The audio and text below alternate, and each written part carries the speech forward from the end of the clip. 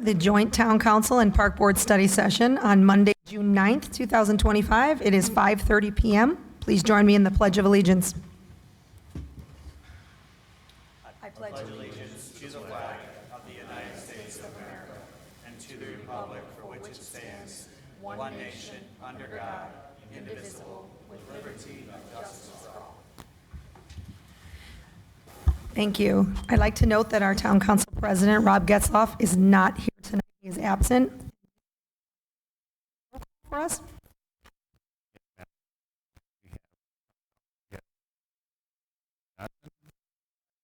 Councilman Conley. Present. Councilwoman Arvanitis. Here. Councilman Tom Schmidt. Here. We have Bassick. Here. Ed Repe. Cole Kelly. Jim Wilson. Kristen Bowling. And from the staff, we have Jim Gorman. Here. Andy Hansen. Here. Chad Nondorf. Here. John Novicic. Here. Irene Morales. Here. And on video, we have AJ Garcia.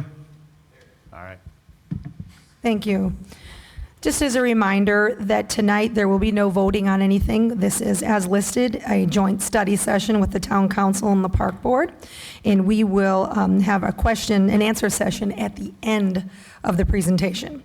So I will turn it over to our Town Manager, Jim Gorman.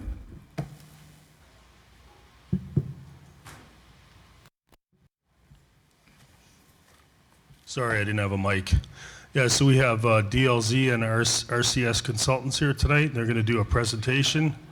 Correct? Huh? Structure point. I'm sorry, structure point. My bad. My bad. So they can start with that anytime. Thank you. Thank you.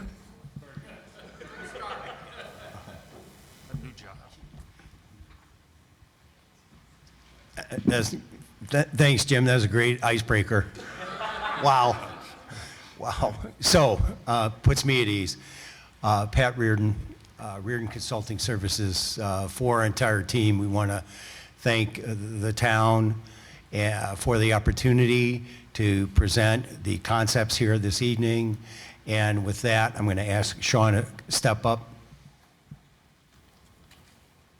Good evening, everyone. My name is Sean Reardon. I'm the senior project manager on this project. As Pat said, we're really excited tonight. We've put a lot of time, everybody in this room, energy, thought. It's been years in the making. We have a fantastic design team, and we're extremely excited to walk you guys through this vision. As you're going to see tonight, we went big. There's nothing that we didn't take into consideration over this lengthy period of time where we're going to come to the fruition of tonight's presentation. So with that in mind, I just wanted to introduce our team from American Structure Point, our design team, Mark Underwood, to run us through the presentation. So again, I'm Mark Underwood. I'm the Director of Landscape Architecture for American Structure Point. Michelle Dyer, the designer, will be helping present a few pieces as well. And then Chris Murphy and John Kennedy are in the house as well. So let's dive into this. And so I know I'm already hearing rumblings about cost, and we'll definitely get into that. But what we want to do first is just kind of give, it's kind of like when you watched old TV, where did we leave off the intrepid hero? So I wanted to run through quickly kind of the existing conditions and where we had left off there, what's been going on behind the scenes a little bit, and then some of the pieces that the Reardons have been showing as well. And then we'll get to the concepts themselves and to the costs. Once we kind of get through that, then we can talk about next steps. And I don't know if I got this towards me enough. So anyways, if you can hit Control L real fast. Thank you. So again, this is the existing conditions map. You can actually see the base map itself. We're looking specifically again at Ileana Speedway and Norman Park. There are portions also in addition to the edges that you guys have purchased that are part of this study. So context is really important as well as we were looking at this, especially as we start looking at connectivity across the way. We understand that this intersection, especially through Eric Wolverton, our traffic engineer, and unfortunately he could not be here tonight. He is at a funeral for a close friend. So anyways, there's some pieces here that we're also trying to address and just looking contextually to make sure that we're fitting this in and knitting this in well, not only to the assignment, but to the community itself. So again, these are some of the pieces that we presented last time from the land use analysis. Pretty straightforward stuff, looking at basically land use, again, trying to make sure we're being compatible with the surrounding uses and making it fit in well.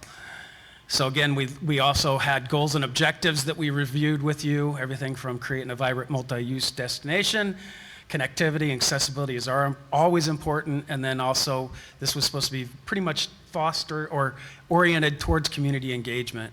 Not necessarily a big regional type park, although that's not necessarily out of the woods, but really supposed to be more oriented towards the community itself. So it's not a huge sports park kind of thing. And then these were all actually the synthesis of all the different programming elements. I won't bore you with this, but these pieces were important, and we're very thankful for you guys providing these, because these comps or comparable projects really help guide us towards kind of the direction you want to head. It also, as we started talking about costs, as you start looking at some of the different square footage costs, like Bulldog Park, compared to what we're actually spending here, is a lot. Bulldog Park was a lot more expensive. It's a lot more intensive use, obviously. So then the same as even looking at some of these other parks that we're looking at, from Summit Park and Blue Ash, as far as the venues go, gives us kind of a picture that we're shooting for. And I get it, we'll be talking more about budget and how we can potentially fit it with what budget you want it to see.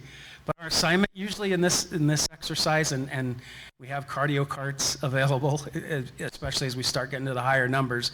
I don't say that too jokingly, because what we try and do is really get the picture that you give us, create the plans, and then create the price tag that's going to match that picture. So as we start delving into this a little bit more, and that's the input that we're really craving to tell us, yeah, that's way too much, or how about we do this or that. That's really where we want to get from you guys once we get to the very end and once we make the presentation. So again, the site synthesis, this was really just looking at the bubbles and trying to quickly lay down the program of the adjacent uses. Do we keep the track? Don't we keep the track? What's adjacent to it as far as even the ball fields, and how does that relate to what's going on in the park? We have existing wetlands. We know there's a lot of trails going on to the south, and again, connectivity, accessibility are very important. Is that what that starts to summarize? And it looks like it repeated this twice, so that's why it was doing what it was doing. All right, sorry. So then we jumped to some bubble diagrams, and I don't know how many in the room saw these, but I know that they were shared. And so what we're trying to do here is just start, again, taking back the step from kind of this, which is very generic, and start being more specific into the uses as far as large gathering space, small gathering space. Where are we trying to actually access the site? You can see here we were initially showing access kind of going down through the commercial, which would split it, which is, again, would be a little bit difficult with commercial partners. And so we'll talk about that here in a second. But then also knowing that commercial, based on everything that's going on along, again, Route 30, we want to maintain kind of that same land use. We also know, again, the wetlands, which you can see. The green is basically more nature space or ball fields. The pink is more smaller gathering type spaces. And then the purple is basically the huge gathering space. So when it all came down to it, we were told pretty much that you're looking more maybe for a recreation center potentially, a music venue or a large gathering venue, and then basically more nature type walking trails, along with some multi-purpose fields. So again, we can get into more detail once we start really digging into the concepts themselves. But this kind of then is programmatically laid out on the site so you can start seeing. And we always try and stay one step ahead, knowing that when you start talking about parking and everything else, we need to make sure that we're not getting 20 pounds in a 5-pound bag. It all needs to fit. And so that's where we started getting into the concepts. Also, this was what I was alluding to with the 75th Street intersection issue. This actually will help us, and this was Mr. Wolverton, an idea he brought up at one of the meetings. What if we keep the access point right off the edge of our property line? The biggest thing that we're running into is with NDOT making sure that, again, a full access intersection can occur at this spot, because that's why we showed it initially more at this point, because that's pretty much at the midpoint of these two intersections. But based on Mr. Wolverton's advice, he thinks that it should be eminently doable. And what it does is it allows us to then get northern access to 75th Avenue, which then also gets us to connections to the bike facilities that are then further off map, which connects you to overall bigger road or trail network, which is good. Because right now, the Pinsey Greenway does not connect, and this connects up here, but we don't have really a north access. So this really starts allowing us to get not only vehicle, maybe help address more of this vehicular issue, but gets us access to the site, but also gets us, more importantly, connections for the bike paths and pedestrians as well to the project site. And so with that, I'm going to turn it over to Michelle, and I'm going to let her go through the concepts. And there are 4 concepts in totality, and so we'll be reviewing those, and then we can dig into some other pieces as well once she's done.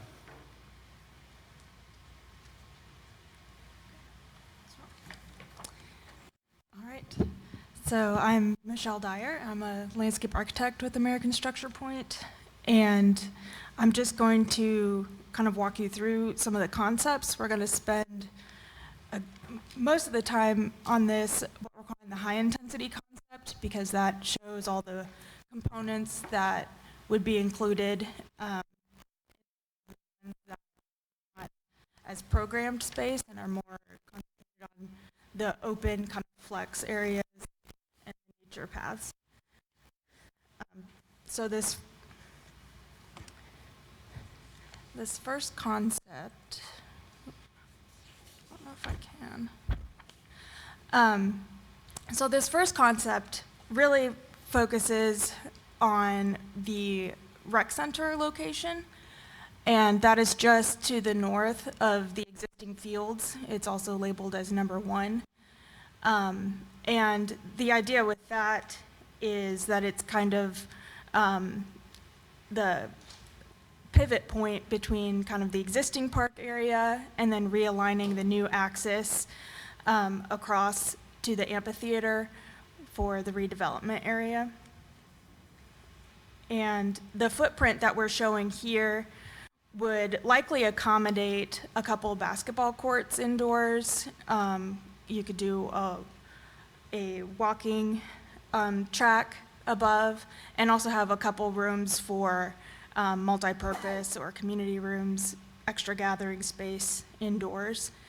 And to give you some context of kind of the size, so we're saying that it's about 23,000 square feet, and that's about half of what the field house is at Lincoln Community Center, which was one of the precedents that we were looking at. So the idea is this is kind of the main activity center, so therefore it has parking associated close by. You have the playground and, you have the playground and the multi-purpose fields also related adjacent to it.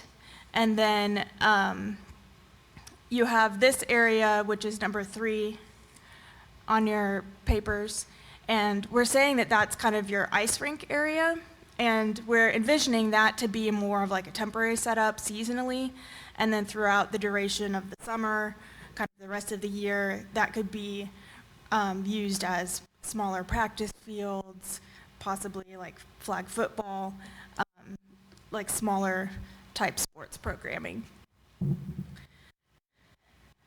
So with the rec center here, you have your tenant access off of 30 that allows you to turn into either the commercial or continue kind of straight through this main boulevard. Michelle? Yes. Michelle, can I jump in and ask you a question? I'm over here. Oh. Council. I want to ask you about number 3, the outdoor rink area. Is that drawn as a track, like a running track, walking track around it, and then inside is going to be used for the ice arena, or what am I seeing there? Yeah, so that is it. Yes, we were thinking it could be a smaller scale walking track. I believe that would be, About the size of like a school 400-meter track, that size? Well- Or larger or Yeah. smaller? What are we seeing?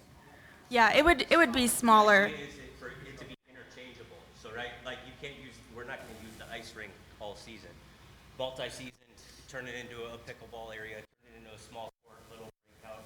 It's all interchangeable. So the vision is that it's seasonal based. There's tracks around whatever we want it to be, but the main function of that serves as a winter space and a gathering space for the ice rink. Okay. Yes. Thank you.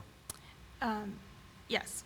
So that's what that intended area to be. A lot of these spaces are kind of programmed to be a little bit flexible in their use, so they can just have more functionality year-round. So even if it looks like a large space, it could be broken up throughout the year to accommodate different size events.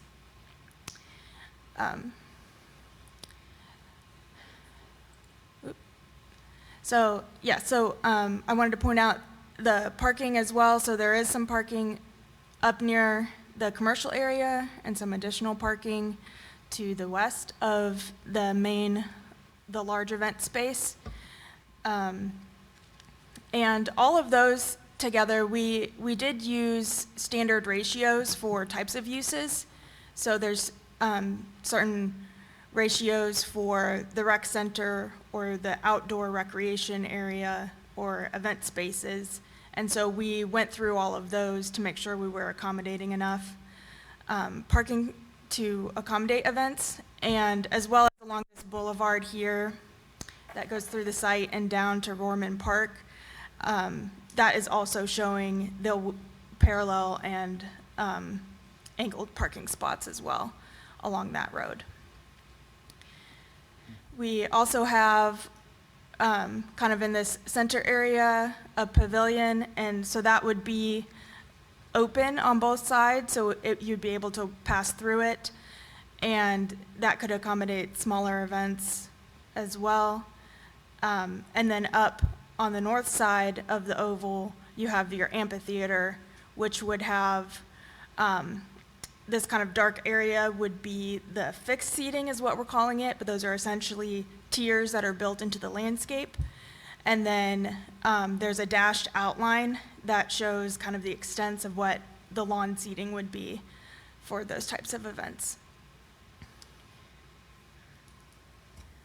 We also have a few park shelters scattered around, kind of key areas, so kind of around these main event lawn areas, one over by the pond here. And those we envision could be used for, could potentially be rentable for picnics or, if a family's having an event, that type of thing. And then we have, for the pedestrian connectivity and tying into what's there, we have the multi-use trail that comes up and wraps around. This oval would be a part of that system, and then kind of spurring off of this, it would tie into the nature trails over on the west side that run by the wetland and the pond areas, and then loop back around to tie into the existing at the corner of the sports fields.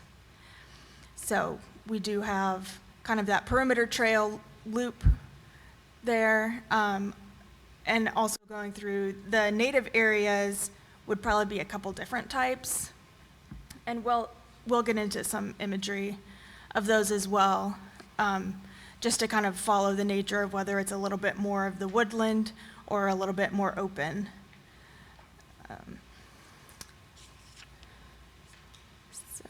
Yes, so I will get into some of the images and talk through some of those.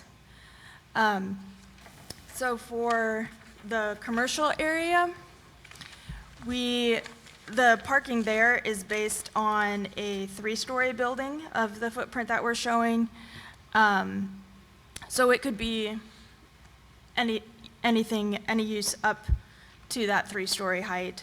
A lot of common uses along the corridor are office space, quick serve, restaurant, retail, and those may not necessarily need to be 2-3 stories, but that option is available because this high-intensity concept here is just trying to max out the site and give as much workability as possible. You have the pavilion that we're showing, so it's open on both the long ends. It does have the capacity to have either restrooms if those are desired, or just some storage and maintenance areas incorporated into that to help kind of spread out facilities around the park in terms of maintenance and storage. Same with the amphitheater here. It also has the ability to not only just be the structure where people play, but also have truck access behind that could be used for those types of functions. We have band shell. So this is, again, just kind of showing that, as Mark alluded to, there's a lot of different finishes, a lot of different styles that could be had. The styles that we're showing are kind of this brick and this metal to kind of allude to a speedway type feel, to kind of pay homage to the site used previously, the history of the site. But there's flexibility for what that looks like and how intense of the finishes that we use for it. This rec center, so this is just showing some images that I talked about of what the indoor court might look like, the track, some community rooms, and again with the playground next door or nearby, and the plaza area. So it would be a lot of pavement to accommodate those larger groups, but it would be broken up kind of as this picture is showing, with different plantings, landscape. So again, we're trying to make all of these spaces flexible and scalable. So when there's not a huge event going on, it still feels usable and it doesn't feel just like an empty giant space. And again, an example of just the temporary ice rink and what the park shelter might look like. Again, it could be with the masonry piers to kind of match, and the metal. So this is just showing like a more decorative approach to like a more standard park shelter. Okay. And then kind of moving on to more of the softscape portions of the park, you have your multi-purpose fields, and those are really just a matter of striping and kind of overlaying different sport layouts on the same field. We currently are kind of showing like soccer and football striping. You could also fit like a baseball diamond in here as well. I've seen that. So there's a lot of flexibility in what those fields look like as well. The Great Lawn area is similar to the Summit Park precedent that we had in Blue Ash, Ohio. And so that's just meant to be a nice flexible space. It's big enough that you could set up kind of different stages around, or have different tents like crafts fairs, food trucks on that oval drive. So again, a lot of just trying to program it for a lot of flexibility. The main boulevard. Quick question, Michelle, again, sorry to interrupt. Yes. How large is this great lawn in your concept here, A, compared to like where Reader is now? Do we have any sense of that? Or how big Reader is now?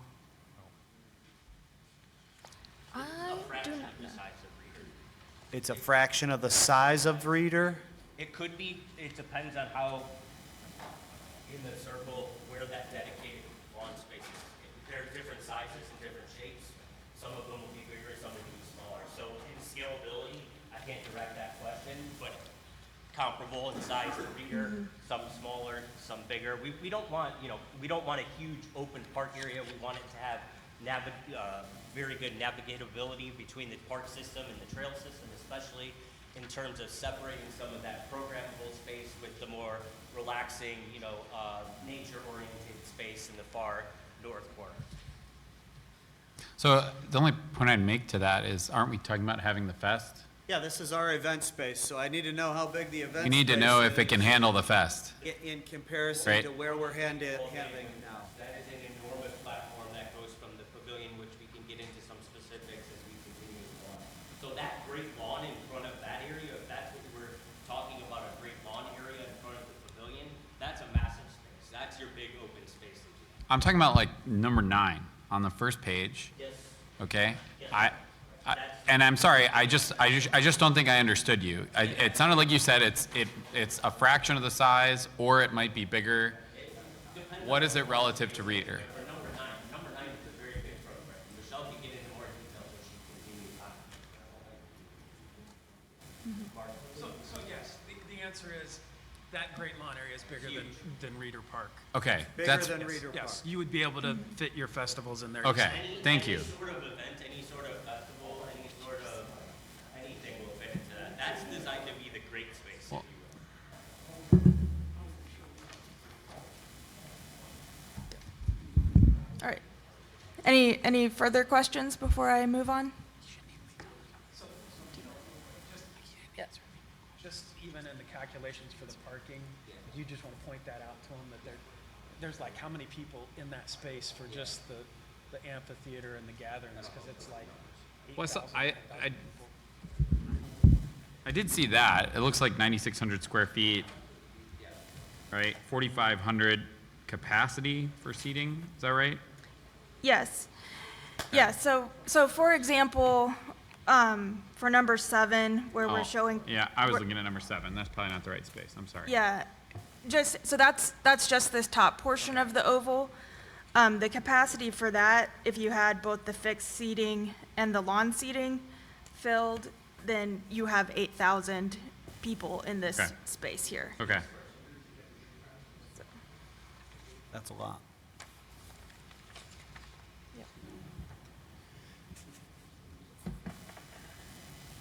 Okay.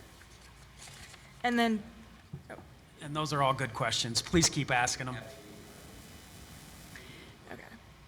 And to just kind of finish off this slide, these are just examples of some of the trails,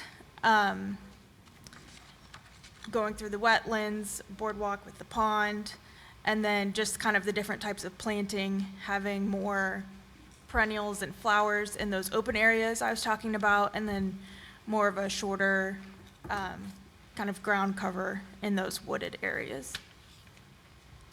And then we'll get into some of rendered perspectives. We do have, I think we did add a few from the handouts that you were sent, so there might be a few new images in the presentation, but we will walk through those. So this is looking at the rec center. You have US 30 up here in the top right corner. And so this is giving you that view down the axis to the pavilion and the amphitheater. This white area in the bottom left would be those existing sports fields. So you can see that this parking can kind of help serve that use when there's not an event going on, as well as tying into these fields on the bottom right. And here's another that's just showing the entrance. So again, you have kind of the brick and the steel structure. This cantilever would be on access with the pathway that's coming up. And just denotes the entrance nicely.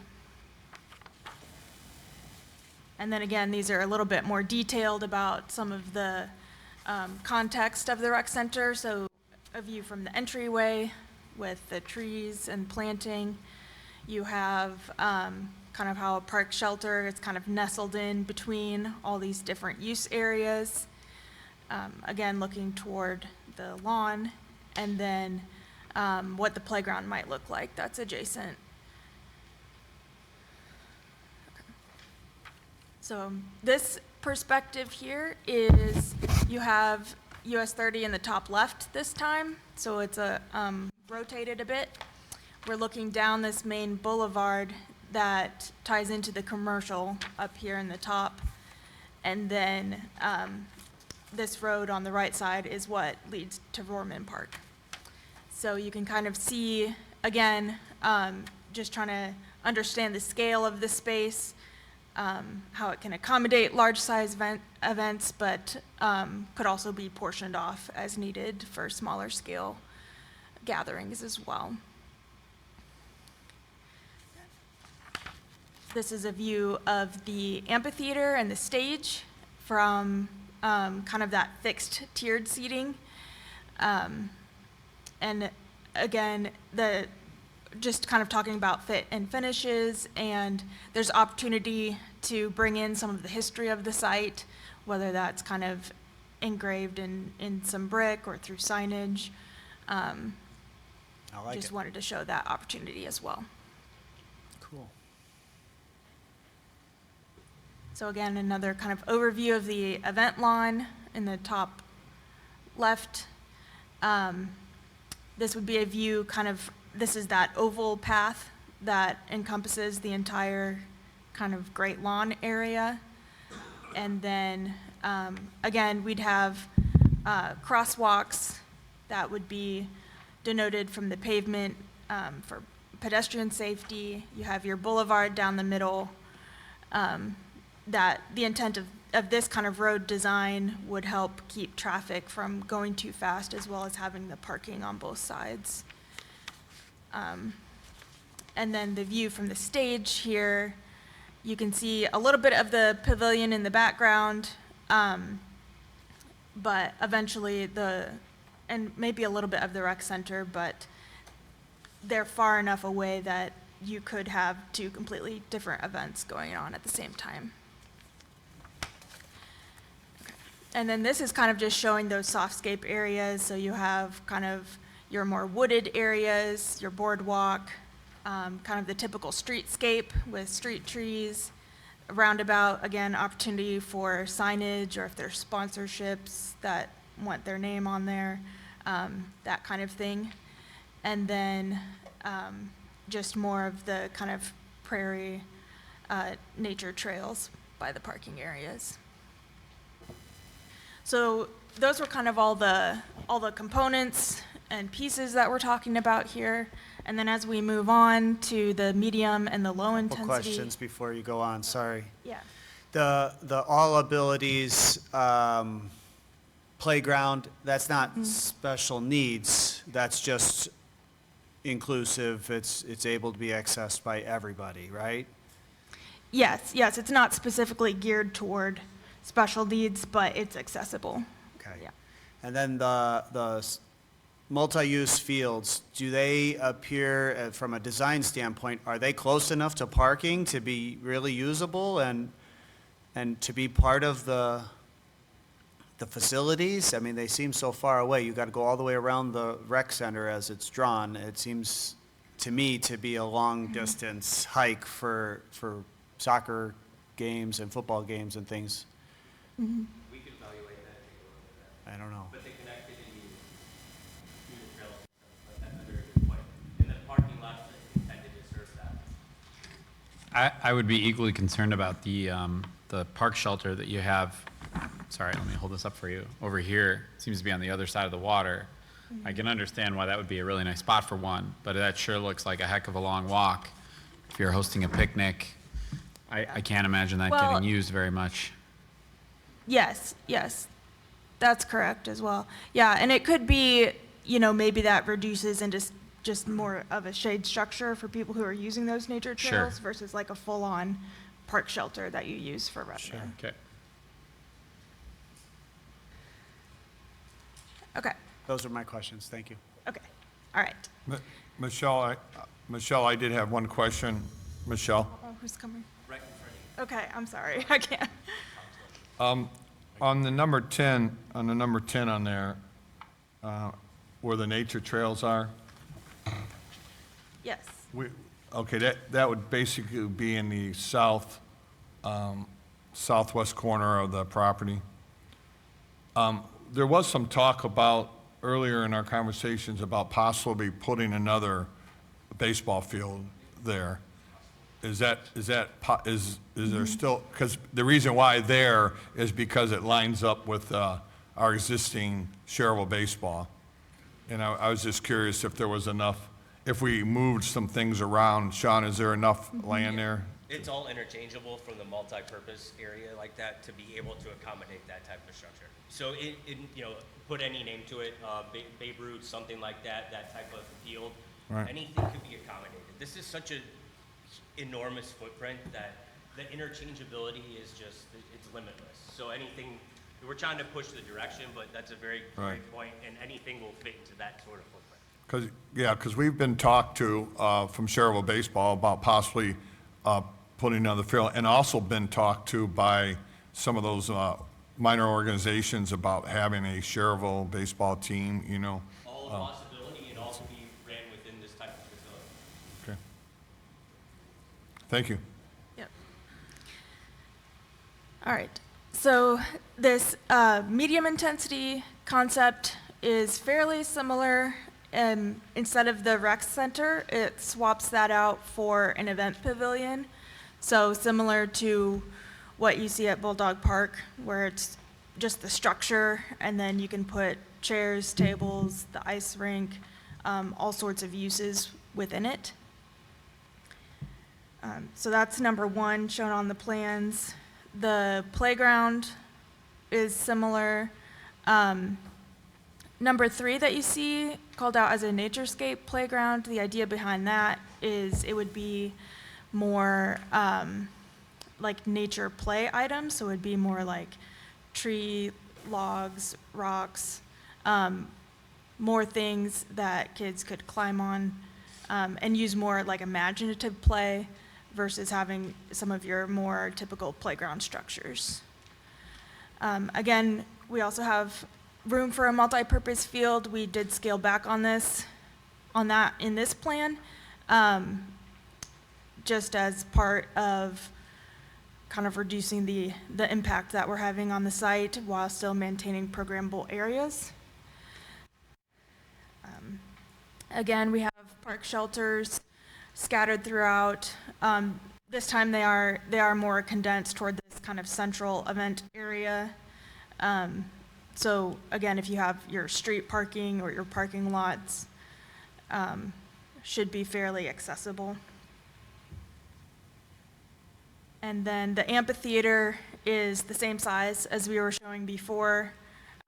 We're just bringing some walks across the lawn to help break up the space. Now that there's not a pavilion here, there's a little plaza area. And so the sidewalks just kind of work as like a visual indication if you have a smaller event space, and also just access throughout the site. All of these sidewalks here are wide enough to be drivable. So for example, if you needed someone to drive a pickup truck to set up a tent or bring materials or that kind of thing. So we are thinking about that as well in these designs.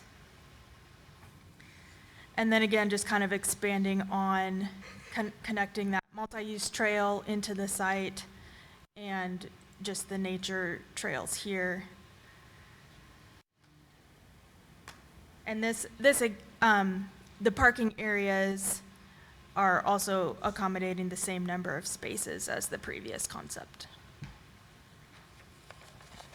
Okay. So again, we have some images. Some are similar. Also, just trying to show, again, the different uses, like with the pavilion, how it could be more of an event space or more of your kind of seasonal destination. Again, with the park shelter, showing a little bit pared back example, still decorative, but doesn't have the masonry columns. This picture here is kind of what I was alluding to with the naturescape. That's a little more deconstructed, imaginative play area. Again, you have your inclusive playground, and then the amphitheater and stage remain the same concept as previous as well. And so, yeah, so a lot of these, again, the flexibility of the multi-purpose fields, a lot of that comes down to just the striping, and then having temporary, you'd have to have like removable goalposts and that kind of thing to accommodate it. The great lawn area, again, functions the same with being able to break it up into smaller spaces, as well as one large gathering area. You could have an overlook on the pond, and then, again, with just showing the native planting that could be had. All right. Any questions on that concept?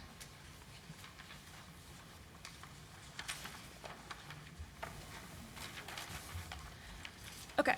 And then the low-intensity concept that we have, again, keeps the same central oval shape. You have the same vehicular connection through.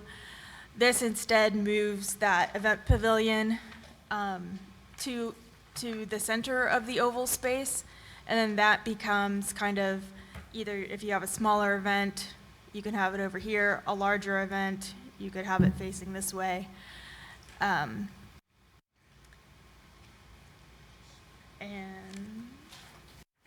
the idea here is, again, you could have just several different areas with different destinations going on, but all in the same plane. The parking here, this northern parking lot, we did take out because, again, due to those parking ratios that I talked about before, we're just having not as intensive use, so without the rec center, you don't need as much parking. But we're still trying to keep it centralized to the existing park, as well as this redeveloped space, so that's why we have the southern parking lot still there, as well as this western area. And then this area here becomes more of your natural kind of trail pathways, similar to what's happening on the west side. So it's not as an intensive use, but it still can hold large festivals, large gatherings, but also be broken out into those small group areas. So again, showing the pavilion that could have its built-in storage, built-in maintenance rooms, built-in restrooms. You could have different types of events there, whether they're community or private events. Again, just showing different options for the park shelter.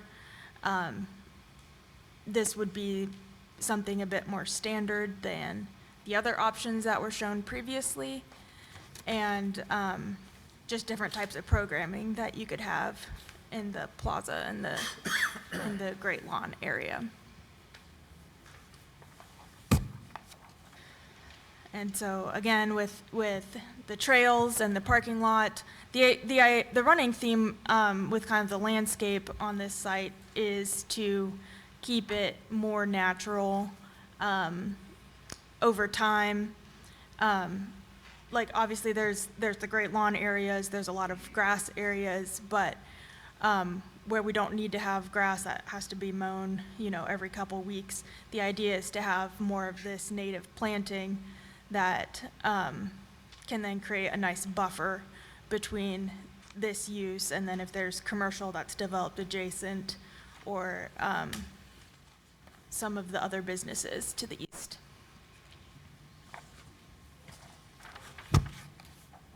All right, and then our final concept that we're showing today, this is again a similar intensity to what we just looked at, so it's on the lower end, but we just wanted to explore what if we kind of took kind of the footprint of what's there existing and worked it into what the event space could be. So this takes, again, shows the pavilion kind of centralized, keeps your entrance on the south side the same, and kind of snakes through in this S shape for your vehicular traffic. You do have availability for vehicles to kind of circumvent on the backside of the track as well, just because we wanted to show an option too, like if this area was closed down for an event, you could still have that circulation flowing. So this one explores kind of changing the orientation of the Great Lawn that we've been looking at. So it's wider, kind of east to west, kind of mimics the area that the track used to take up, and then again has the perimeter walkway that could also be drivable for, like, as I said, like truck access, food trucks, maintenance, that type of thing. It does change the parking a little bit on the south side. It's angled, so then you have your multi-purpose fields. This shows different sizes. So this would be like full size, and then you'd have youth sizes. And the idea there is that you have your relationship between the existing and the proposed, and then you still have parking adjacent to the proposed. And so off of going back to the central pavilion, across the street from it, you have your playground and your bandshell area, joined by a plaza. And so the idea is if you needed an event that you didn't want to be out in the grass space, you could flip around, have the front be facing this way. You could close off the street and then use this entire area for your event.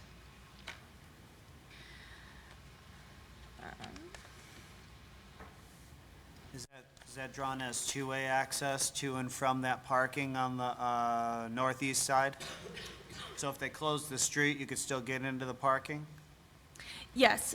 So there is access to the parking here, so you could drive through this way.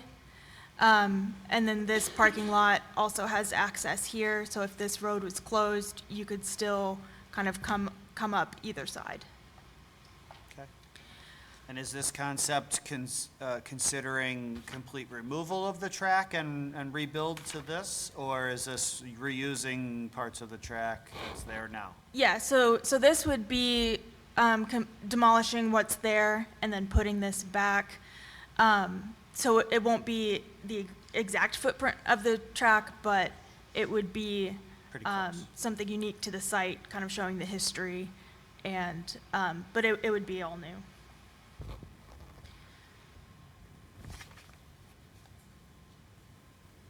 Michelle, I have another question, please. On all the concepts that I've seen so far, is when you talk about exiting on the existing drive, is that the access that we're talking about, how to get out to Roman Road? Yeah. So the idea here is there's the existing drive to this parking lot, and then kind of like the maintenance road that goes from there.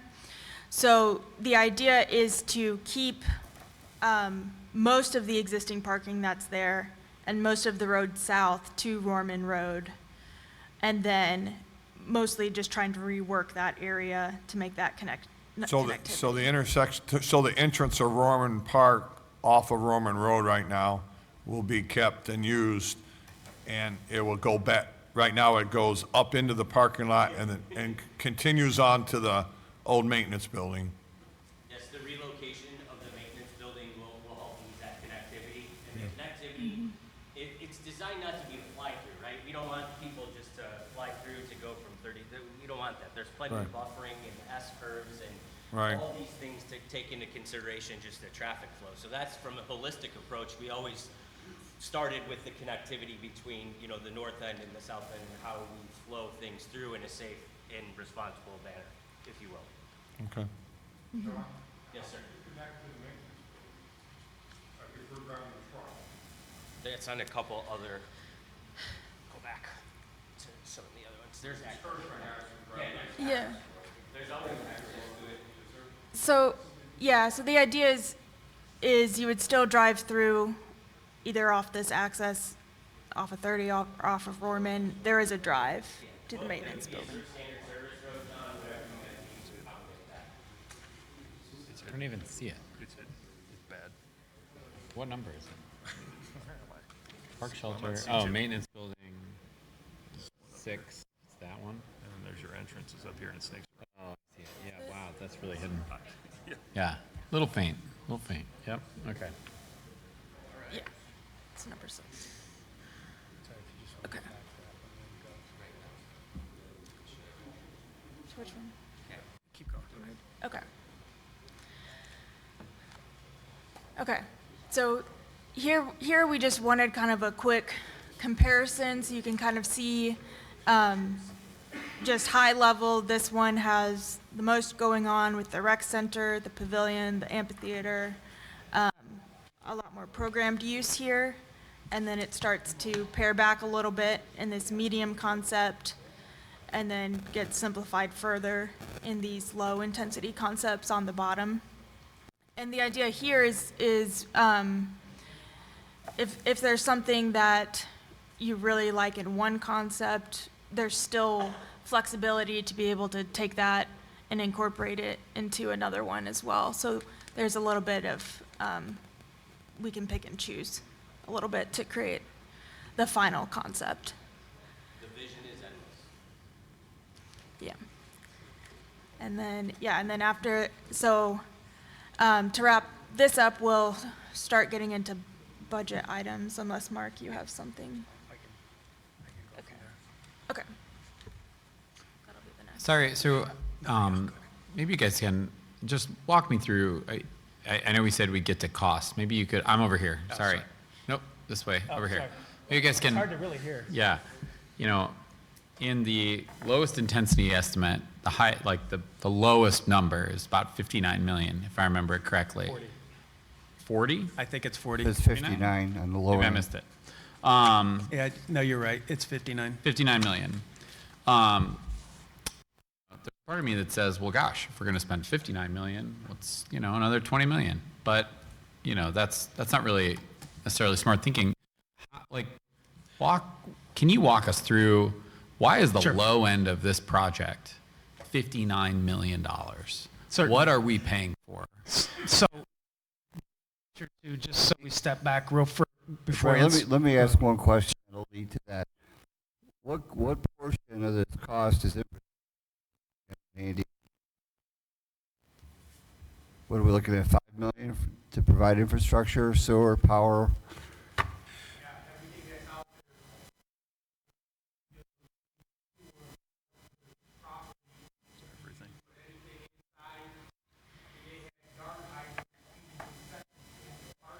So is this price tag part of?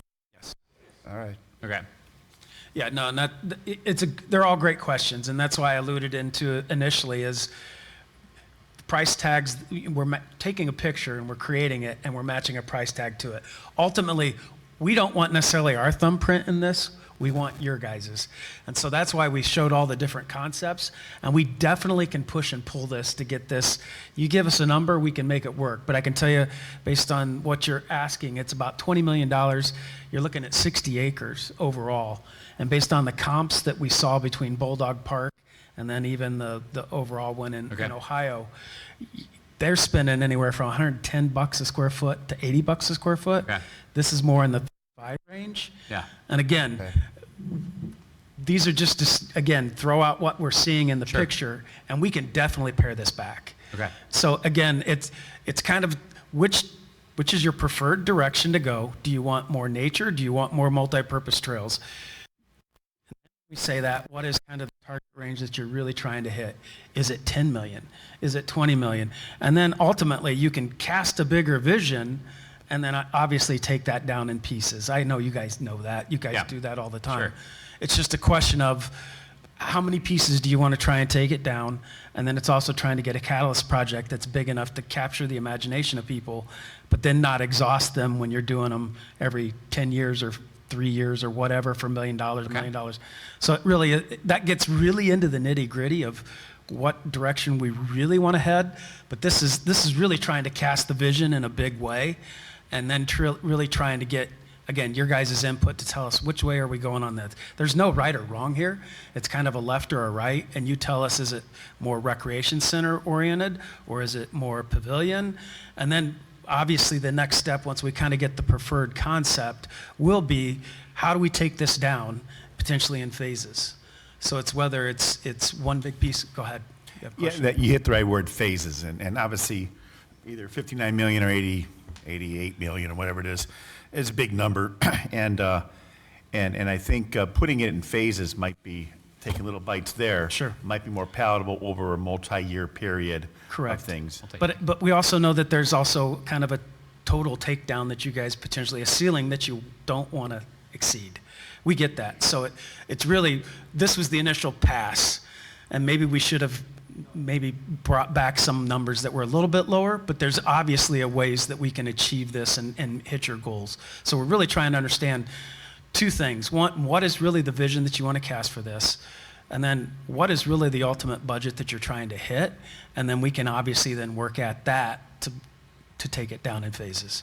So And maybe if there's a price tag on each item, like for the field, the band shell, the park shelter. Yeah, that and we can- That could help us prioritize. So, Mark, if I will. Yeah. There's going to be a massive economic development study, obviously, that goes hand in hand with this, but that stemmed from the final master plan once we have all that stuff. And as we know, the time value of money, phasing is the perfect part of this project, right? But we need to have that sort of number. That's what we've always talked about, right? So we're here. These are big numbers, and then we figure out a way. We've seen all these other communities make these types of things work. We're confident that we could do it, and it's all about phasing and having the right approach. Sorry.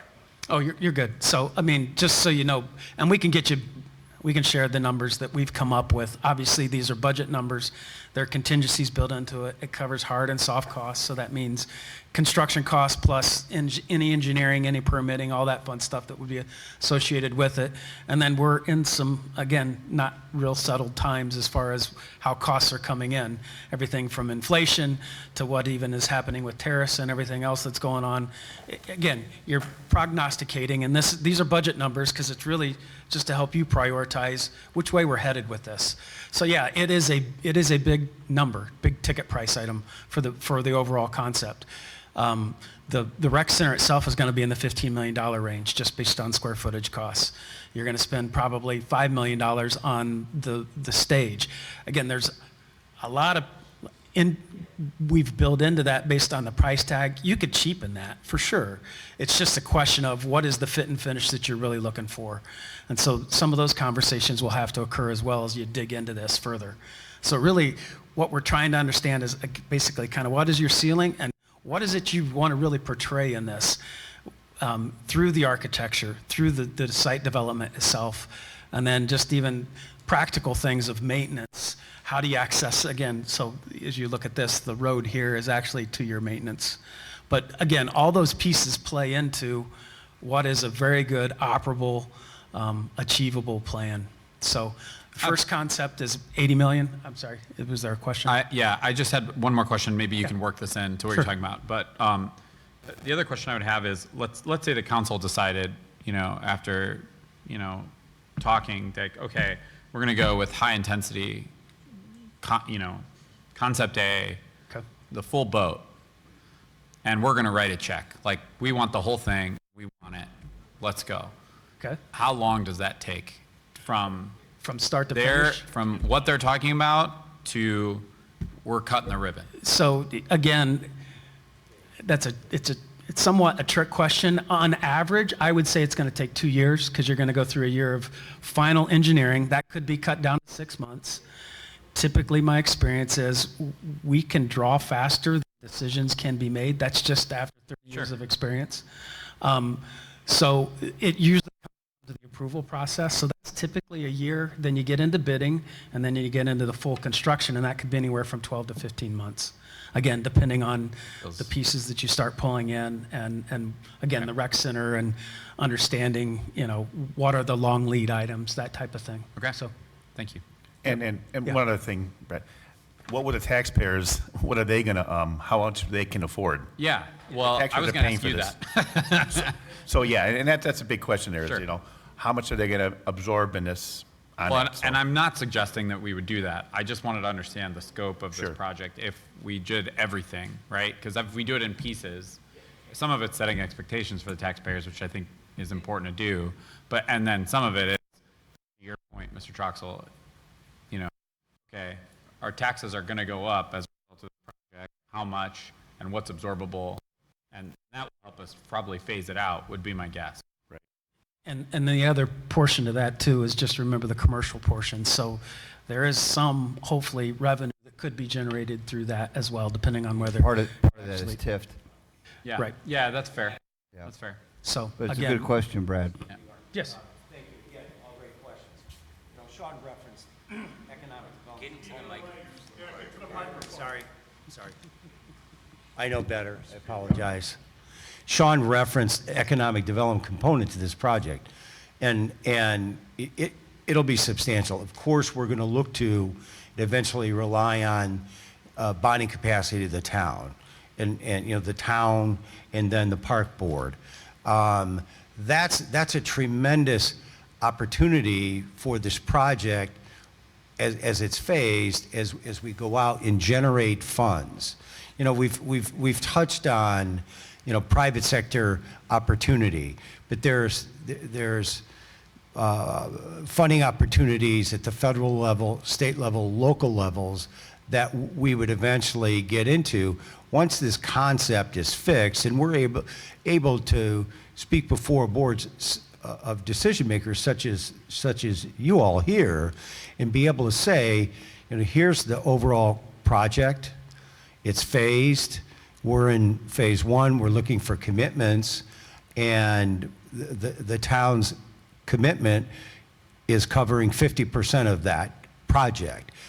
My experience, 40 years plus, that's going to get you more than 2/3 of the way there in getting a financial commitment. And, we look forward to that challenge and involving the town as we go out and market the project. Then we'll be able to say and articulate to the taxpayers and users, what your involvement could be in all of this. I mean, respectfully, that's kind of circular logic, though, because you're asking for a commitment from the town Right. about what we're willing to fund. Right. But you're telling me, and you're saying you can't go get private funding until you have a commitment from the town. No, I didn't as to say what they're that. willing to fund. Well, then maybe I misunderstood Okay, you. go ahead. But my point being, we can't go to the taxpayers and say, what are you willing to fund, Mm-hmm. until we know what is already funded, right? So how do we bridge that gap? Because it sounds like from what you're saying, it sounds like you really need a hard commitment from the town council, and to a much lesser extent, the Right. park board, as to what we're willing to put forward. Well- But that's all what the taxpayers put forward. It's none of our money. So, Which I am one of. And, Mark, and we all are. In Mark's comment, we're looking for a ceiling. And that goes to which concept items ultimately are part of the project. And then we'll home in on those costs. And then we'll be able to tell everyone as intelligently as we are tonight, and with hard items in the project, here's the cost. And we can break it down accordingly. okay. So yeah, I mean, really part of the next step is we're looking kind of for a weather vane to tell us which Sure. way we're going. And then we will start diving into the costs. Our economic development director will be involved as well, talking about different revenue sources that can potentially be thrown off, taxes, everything else to that standpoint. Obviously, the Reardons will help in that avenue as well. So again, this is a master plan. Yeah. So, I mean, you still are going to have plenty of steps along the way to get to construction where we can start really honing in on that as well. And so then once we kind of get through that exercise of saying, this is really where we feel like more of the sweet spot is as far as budget, we can start then honing in kind of the picture. You say, here's our preferred concept. Then we can start looking at phases to how you get there, as far as even breaking it down into bite-sized chunks, and then also looking at kind of the overall picture from a revenue standpoint. So it's really trying to inform you as best you can. Obviously, we don't want to leverage you beyond what, and the public beyond what they want to go. We feel it's a really great investment. And so then it's also looking at the flip side to say what are the funding sources or award sources. And we know those are less today, but what's out there potentially available to help you take this down as well. So it's really trying to look at it a very global picture. Well, it's good to see a visual. I mean, nice job on the designs. And it gives us a lot to work with. Well, thank you. And if you want to real quick hit escape real fast. I got one more comment. Oh, sure. Go ahead. And you know, you touched on this. It's almost like any development, any subdivision development. I think what's real key is for the town and to give you a concept of what's the most important things to get started on, because you need to do the site prep and demolition first, and the infrastructure. Public Works has to know, okay, if we're gonna do a rec center there, or we're gonna a pavilion there, they gotta know how to run all the utilities, infrastructure, and all that. So it's real important that we come up with a concept to at least get that part started. Exactly. And the last thing And that's what every subdivision does. They develop the subdivision after they get a set of plans that's been voted on and agreed on, and then they start running infrastructure. And I think that would be our first step. Yep. No, you're exactly right. The last thing we want to do is make a plan and then make you rip something out. That's death. So we know it needs to be, so we're not painting anyone into a corner. And as you're taking it down in obviously good portions that make sense. So what I wanted to bring up real fast, and we can share this link with you as well, so you're free to kind of roam through this, but this is the actual model, and you can get a web link to it, so it's not exactly the same. You can see just the line work, but you can start actually panning down through this and seeing, again, what are the opportunities as you start, again, looking and viewing this, because our experience has been, you can look at all the plans that we developed and even the perspectives that we developed, but once you start actually getting into the model and walking through it, you're going to understand it a lot better. And it looks like the pavilion or the band shell didn't actually come in through this. Oh, there it is now. Interesting. So anyways, we can share this with you so you guys can kind of peruse this at your leisure when you want to. But beyond that, are there any other questions then? I have a few. I was taking notes for question and Sure. answer time. Just a few things. When it says the amount of parking spaces, it just doesn't seem like enough. How does that work? I just have things that I think that people would ask us as questions. Sure, great question. So there's always the debate, especially do you design it to the Walmart parking lot on Christmas syndrome? Right. So this is actually designed to basically take care of the day-to-day uses. If you have a huge blowout event here, you're still going to need to no matter what. Yeah, you're going to need to park elsewhere and bring them in. So it's based on your current code, parking spaces and the ratios.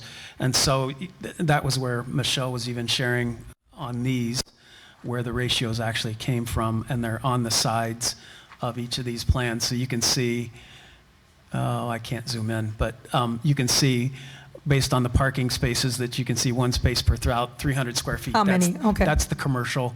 You can also then see down in these descriptions where we're coming up with the different numbers for the parking. Perfect. So, it just seems so small when you look at it. I mean, it's close to 1,100 parking spaces total. With the existing. Yeah. The amphitheater, the size of the amphitheater, is there another one near here that is near that size that we can kind of compare to in our mind? I know you mentioned Ravinia. Like, what's Ravinia compared to? It's very comparable to this. It is comparable? Yes. Okay. Yes. And then the Great Lawn on the last one, number 4, which was the low-intensity one, Yes. is it a lot more space than it would be on the other ones? It's a different shape, sorry. It's very similar. It is similar? It It's is just very similar. shaped Yes, different? it's Okay. just shaped, obviously. And obviously, it's more in the open oval. than Yep. the other ones. Correct. The playground, I think Caleb asked a question, I didn't write it down, about it being inclusive. So are there just a few things that would be included? Usually these days, you're trying to make it universally accessible as much as That would be possible. perfect, okay. So, We had a lot of people that asked about that, and they Yep. have asked the park board several times yeah, about that. we're involved with a number of playgrounds that are basically either memorial or for universally accessible, again, allowing for use for those with disabilities and those able-bodied. Yes, So- and if you could share that name, I would love to go Sure. see too, so just so we can kind of know. Not if it's in Ohio. It's in Mount Vernon, unfortunately, so that's almost probably as far as Ohio, And but that yes. nature play area, I don't think I've ever seen anything like that. Is there one near here? Yeah, there's plenty My around kids are grown, Chicagoland. So yeah, no, we can share that, but if you go to the Morton Arboretum, a number of other places. we Okay, can or get even you names. pictures. Yeah, I think Yep. those are things that would probably catch people's eye or minds, that they would have questions, so. Sure. Thank you. Yep. Thank you.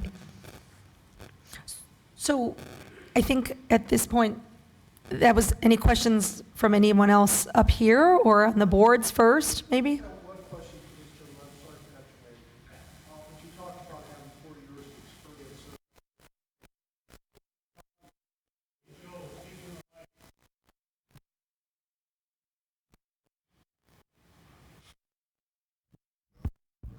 Yeah, you talked about, the way I understood it, and I may be completely wrong, let's say the project was $80 million. You talked about we would be liable for 50%, and you might get federal, state money to help pay for that, or?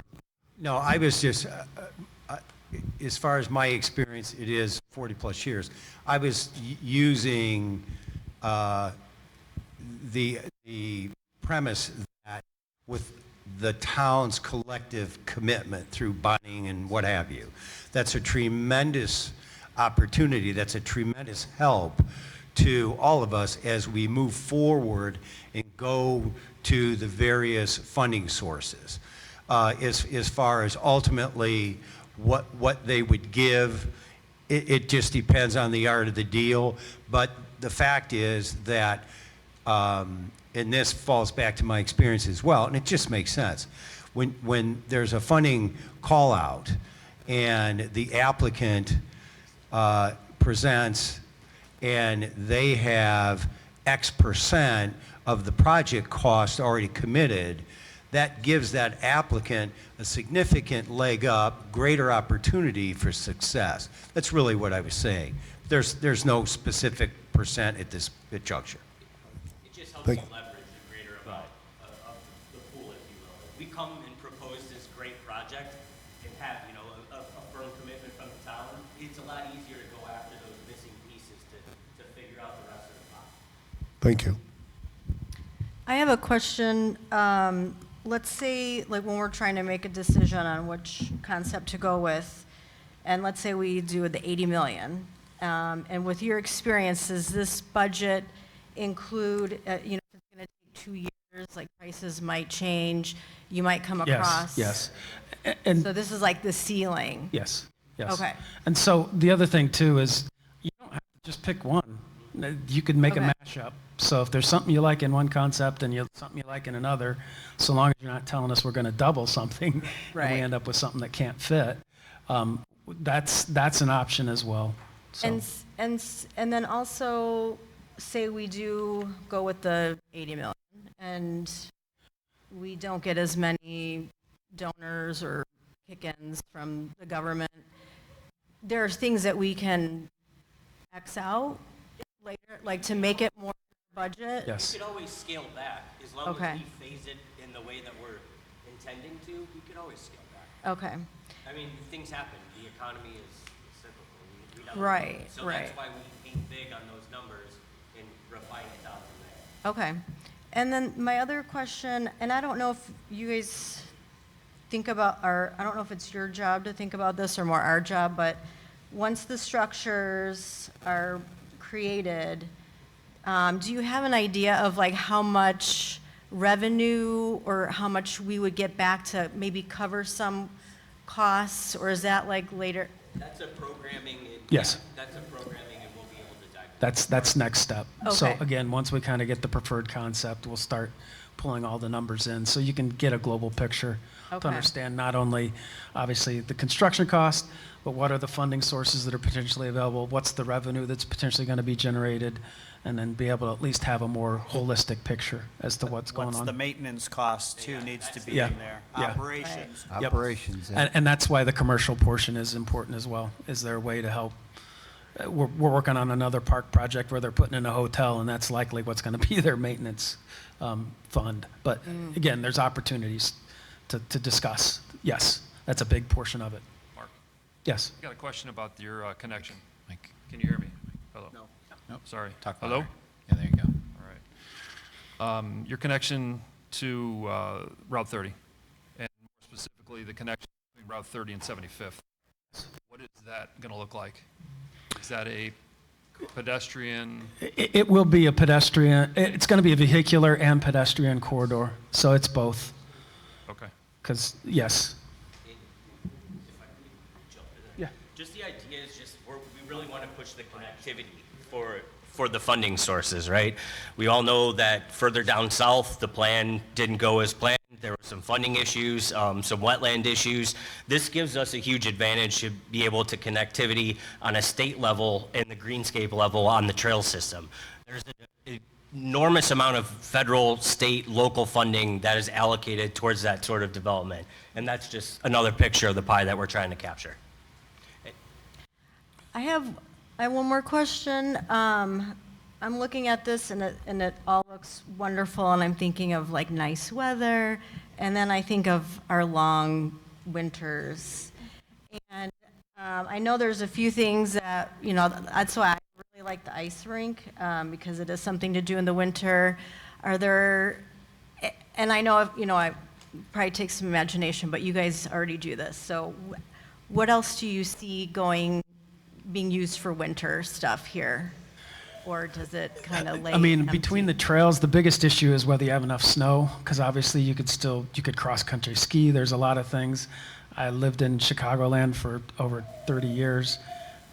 We lived outdoors. It's just kind of a different cultural thing. I know as you even get further north in Minnesota, you kind of just embrace it. You embrace the suck. You get out and enjoy the weather. We ice skated all the time. That's one thing that we did. So I would say between the walking trails, there are other possibilities, obviously. So it's all dependent on your programming. Where again, with the gatherings, bonfires, that kind of thing, especially after ice skating. Again, so there's opportunities like that as well. Okay, and the pavilion, or what did you call it? I'm trying to look at the name you gave it. Oh, the private event space, is that enclosed or is that like open? Which one are you? I'm looking at concept C1. I think it's in a few of them. But there's like lighting. It looks like maybe you could have a small wedding there or something. Yes, yeah. So again, it could be enclosed. It could be just a structure, a hard space. There's a lot of flexibility in that as well. So. Okay. Could be a balance with whatever. It's multi-purpose. Yes. The weather is.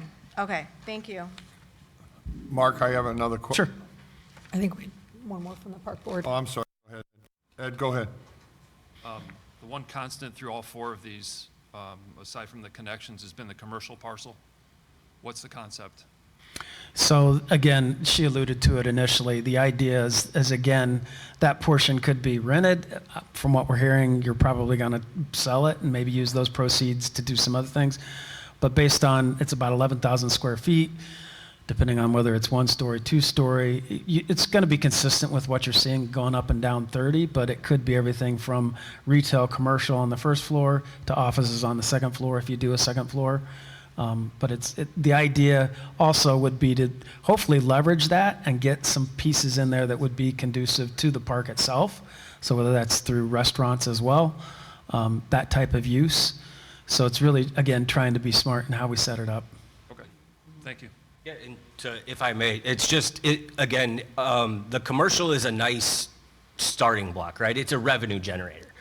That necessarily doesn't have to happen in that entrance to the park, right? We want it to be there from a funding standpoint, but from an aesthetic standpoint, if we decide collectively, if you decide collectively, hey, we don't need commercial there, it can go away. It's just an opportunity for immediate funding, start generating some revenue for the park. How much of that revenue is going to be, I guess, how much is the success of that commercial parcel going to make or break this deal? I don't think you can necessarily say it's going to make or break it. It's just going to their point, the more you can kind of get a nest egg and get different funding sources to be congruent with whatever you're going for, the more successful you typically are. So it's just looking for different sources that you can generate revenue, different places that you can look for funding. That's just been our experience as well. If you come there with your hand out versus here's what I have to offer, it's more successful that way. Anything else from the park board? Question-wise? Council members? Mark, I had another question. All these concepts, did you basically use all of the property that the town owns? Yes. Okay. And Jim, the nearby, there's still nearby property that's still on the market, correct, Jim? Yes. The front 15 acres, just west of the Riverside Road. That's the only property that's. And how about to the west, southwest? Southwest? No, there's one parcel. Property to the west, along Route 15 acres. Okay. No other questions? No? Mr. Troxel? Any department heads, questions? I think just to sum it up, so they're basically looking for park board, town council to get together at some point and decide on what we want and what's feasible, and then we kind of start with the process and eliminate, add, eliminate, add, eliminate if we have to, but we got to get everybody on board with what we want to see, whether it's, A, B, C, or a combination of all four. So I think that's the take from tonight. Thank you. Are you then asking for feedback from us today? No. Again, No, give you time to digest. So yes, I don't know if you want to talk, Sean, about overall schedule, but as soon as we can get input, we can wrap this up relatively quickly. So it's just really, this is kind of the next step to then be able to really start digging into the numbers and then provide that information as well. Yeah, and then just in closing with that, no, like Mark said, take it in, digest it, go through some stuff, play with the links, There's so much out there. Anything is possible right now with this design. It's going to take some time, but we encourage you guys, like Mark said, this is a quick turnaround from our end. We'll have the master plan wrapped up. It's just based off of the collective input and collective decision-making, but we encourage you, we're going to keep adding it to the council agendas, and we need to come up with some sort of firm date that we have some sort of consensus that we can move this forward. Otherwise, it's going to get stagnant, and we have so much momentum right now. I mean, this is incredible, guys. This is fantastic work from these guys. This is exciting for the community, and we're just really looking forward to keeping the project moving. So we thank you for your attention tonight and appreciate it.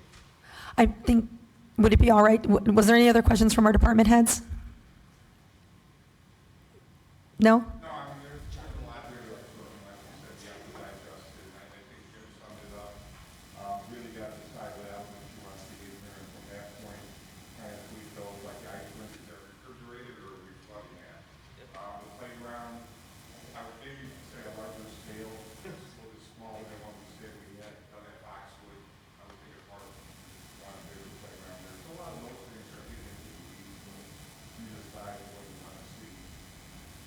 Yeah, no, and those obviously can then also, it'll be refined again through the next process once you decide to go to construction.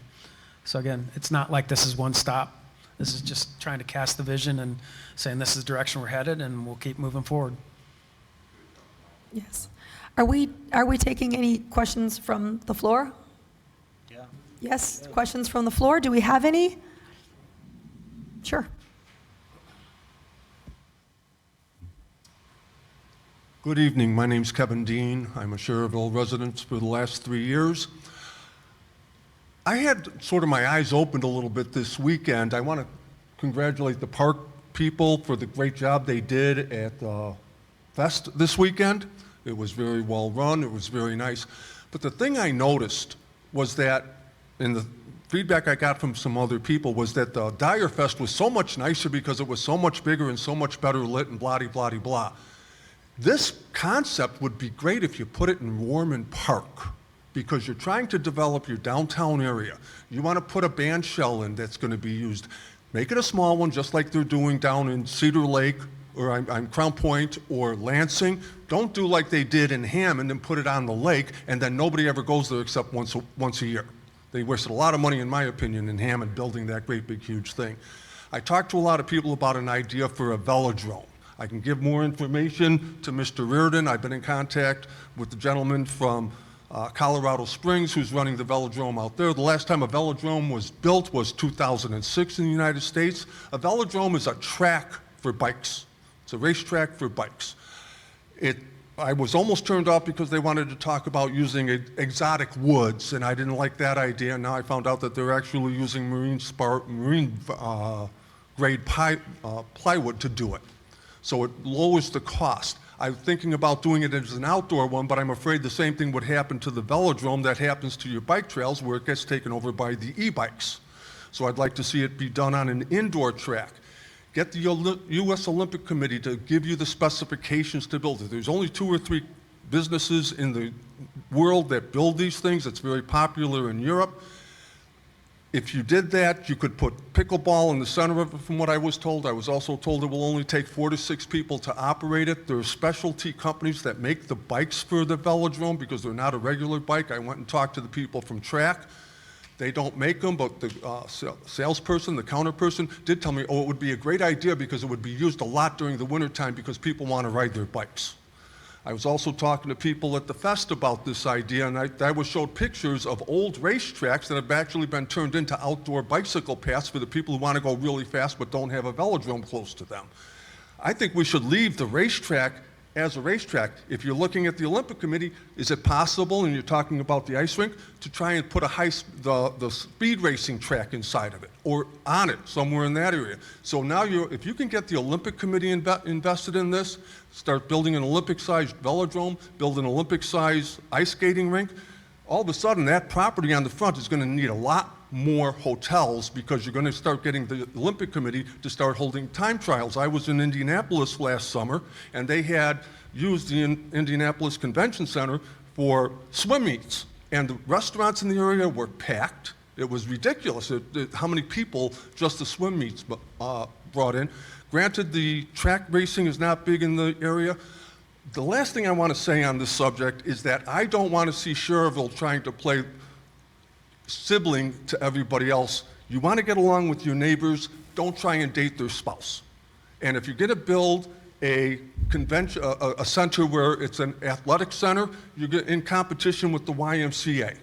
If you're going to try and build a center where you're having music to draw a large crowd, you're in competition with Hammond, you're in competition with Cedar Lake or Crown Point, you're in competition with Lansing. If you try to build a performing arts center there, you're in competition with Munster. Let's do something that puts Schererville on the map as a community that you want to live in. Thank you. Thank you. Anyone else?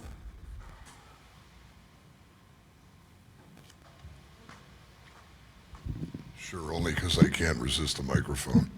Gregory Gilbertson, 35 Serenity, beautiful Schererville.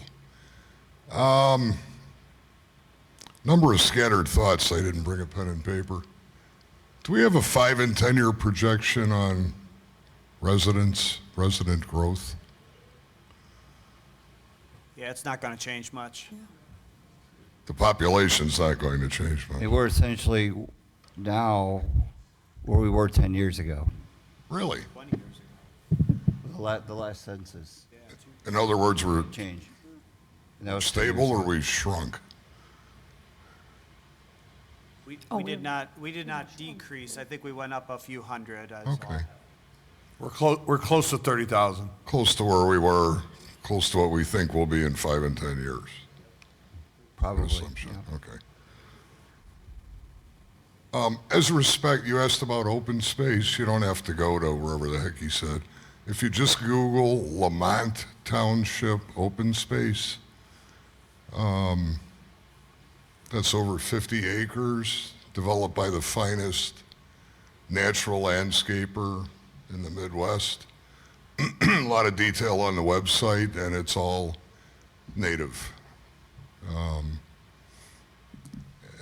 And 2, it's inexpensive because it's native. 3, it's virtually maintenance-free. You burn it every 2 years.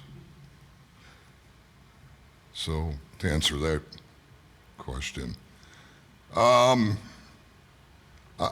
sat in earlier meetings when this was discussed, when we filled out questionnaires, et cetera, et cetera, et cetera. I thought retail had been ruled out on 30, or did I misunderstand the intent? No, that wasn't ever ruled out. I think the plan was to make the majority of it recreational use and to reserve the frontage as some sort of Retail? well, not retail, but something commercial that is, consistent with the area.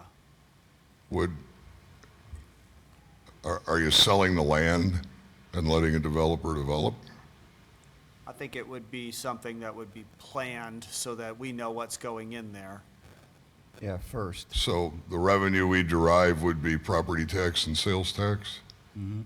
Plus any profit on the property land, tax. obviously. Property tax. Yeah. So as someone said, it's not going to make or break 60 mil. Correct. Okay. Right. Right. Not at all. Similar in part to what the gentleman said just before me.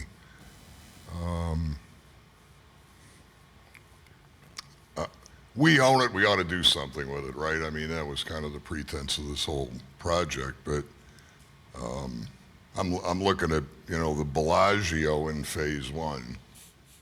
And we finally, and I got here late, I apologize, I didn't get the beginning of this, but but I get down to the final phase, which to me is, something utilizing the track or its heritage or its space, and maybe a pavilion and nature space, and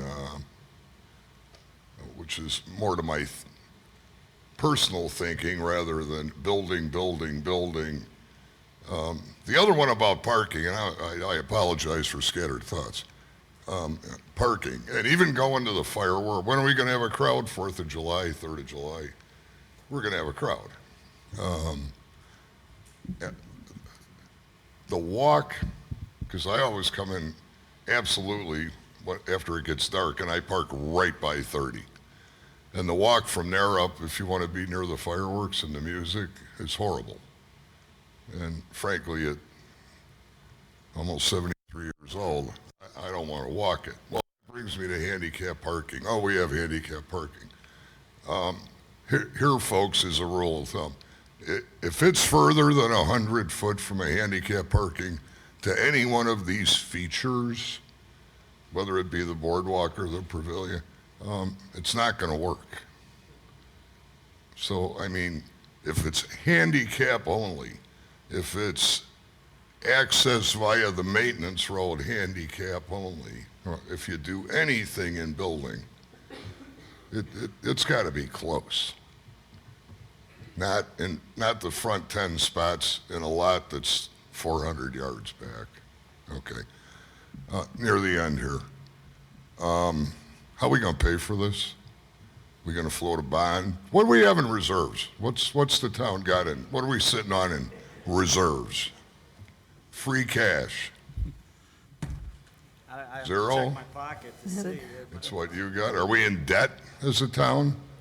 We do have some debt that we are paying on, yes. So to answer your first question, most likely it will be a bond that we take out in order to help finance some of the construction. As the Reardons mentioned before, there's also looking at other grants that we can get, economic grants, and from the state or federal that would assist in the financing of it. Correct. We could probably get Portillo's and bone of beef to pay for half of it if you played your cards right, but there are corporate sponsorships that, you know, That would Luke- probably be one funding source of that. And then there's property taxes and any other Right. corporate sponsorships you got.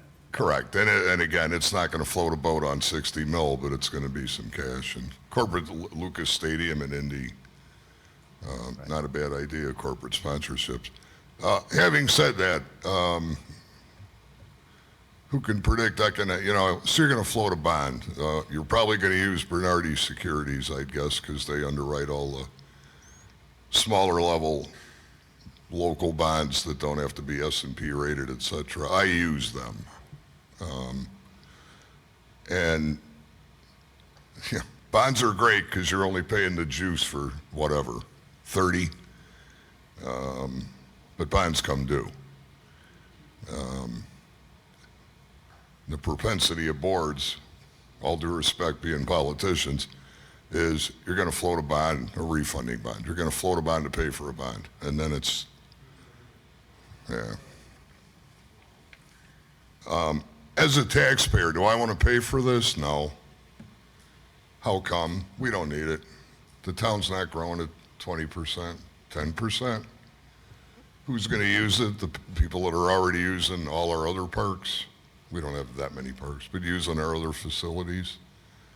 What are you going to put there? Another water park? I mean, more baseball fields would be nice. Soccer field for the kids, that kind of stuff. As respects concerts and a pavilion, I mean, it's an event thing for town events, but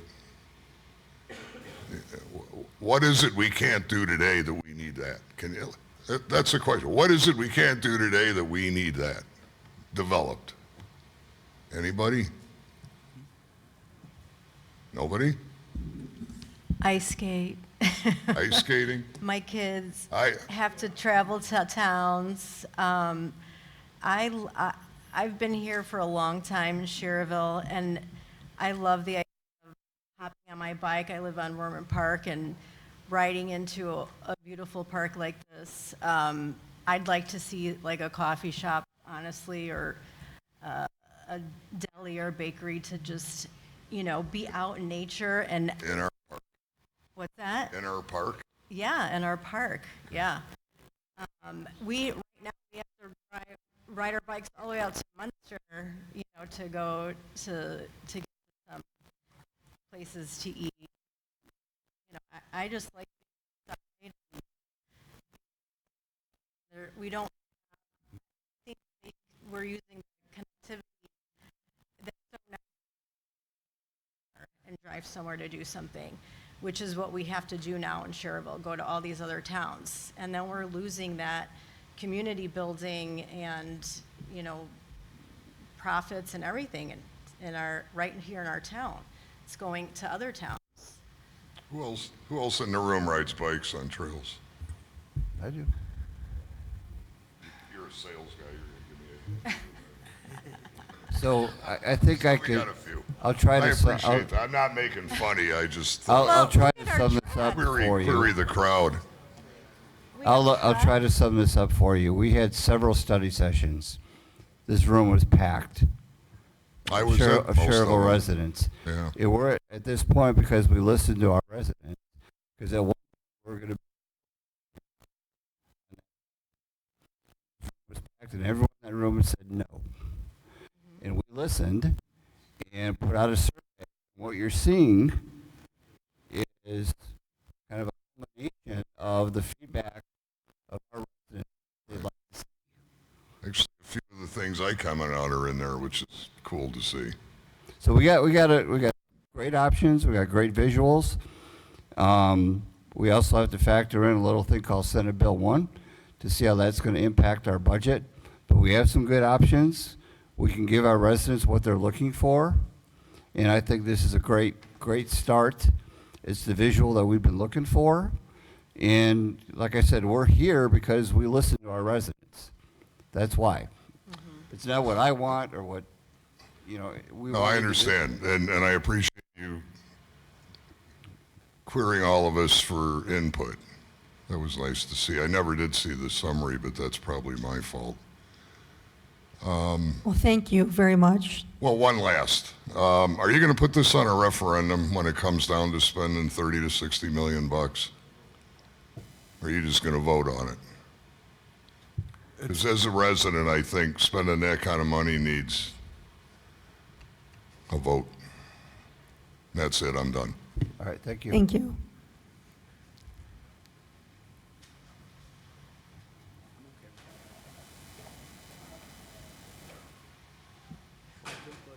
Ira Zimmer, 1720 South Park Avenue, Schererville.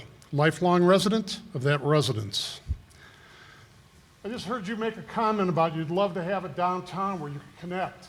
You know, there used to be restaurants and stuff in town, and you could go to those places. Phenomenal. You've taken them all out. The road out here is about 30 paces from me. See that sign, the Crossroads of Indiana? That wasn't US 30. The original road was Joliet Street, the old Lincoln Highway. I hear you guys want to kill that plan too. Wonderful. Learn your history. Anyway, this isn't real functional for a lot of people to get to either. You're going to need a car. You're going to need a bike. Yeah, for older people, maybe you can get a bus ride for them. I just don't get it. Oh yeah, ice rinks. I skated when I was a kid. I played college hockey. I think one of the gentlemen said he's from Minnesota? Or no? Or do you just know about Minnesota? I spent a lot of time there too. If you're going to have an ice rink, you better have refrigeration. I worked at Omni 41 when it was an ice rink. I owned a pro shop there and stuff, so I know a little bit about the ice industry. Yeah, it's going to cost you a ton to put an ice rink in if you're going to use refrigeration. You're going to have somebody run a Zamboni. That'll be great. I was also an athletic director going through my lifetime and coaching sports. It's wonderful to have fields, and I heard somebody say all you got to do is line them once in a while. Ooh, it's 90 bucks a case for the line to get it, spray line, get your field done. Depending on the weather, you may be doing that a couple times a week. You guys can't get the lawn mowed in Reeder Park. The last 2 weeks, whoever your outside agency is that you use, contractor, they've come in, there's nowhere to mow because you've had trucks and all kind of stuff in there, and these guys are zooming around in their zero radius stuff. I mean, it's incredible. Talk to the people you work with, at least develop a plan so you know how to use and implement what you have. Waste of money the last 2 weeks in the downtown area to mow. And about 3 weeks ago, I was watching a guy with this mower, and you had Protzman School, Homan School, and maybe even St. Michael's at the same time utilizing Reeder Park, and they're out there mowing. It was great. It was like bowling for dollars. Thank God nobody got hit. The kids are playing, and these guys are mowing in between them. I mean, I don't know who's running the show, but somebody needs to get on board. It's incredible. And I will end, and I could go farther and longer, but I know you don't want me to. You guys did do a nice job downtown this past week. It was a little loud on my end of the street, but the police and everybody did a nice job. Thank you very much. Thank you. Thank you.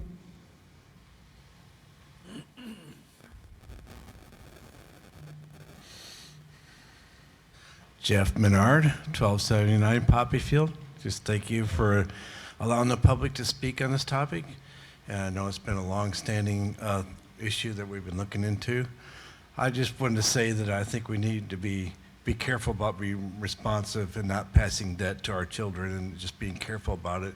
And like the simple C2 version, make it even simpler than that.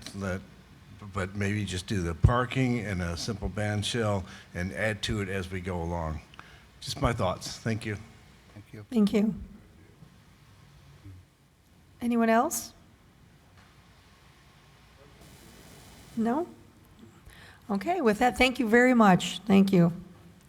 Thanks everyone for attending as well.